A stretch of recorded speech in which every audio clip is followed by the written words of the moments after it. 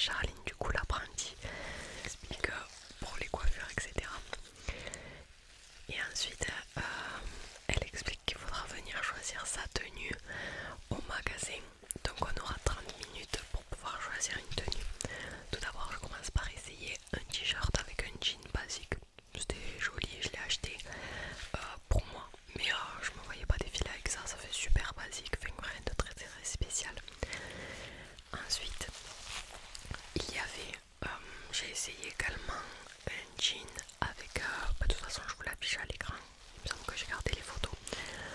Pareil, deuxième tenue jolie avec le manteau rose, mais pareil ça reste du basique. Et j'ai vu une pièce qui me plaisait et j'ai demandé un petit peu d'aide à Charline qui m'a aidé. Et du coup je suis partie sur un ensemble léopard que je ne vous montre pas encore, vous le verrez ensuite.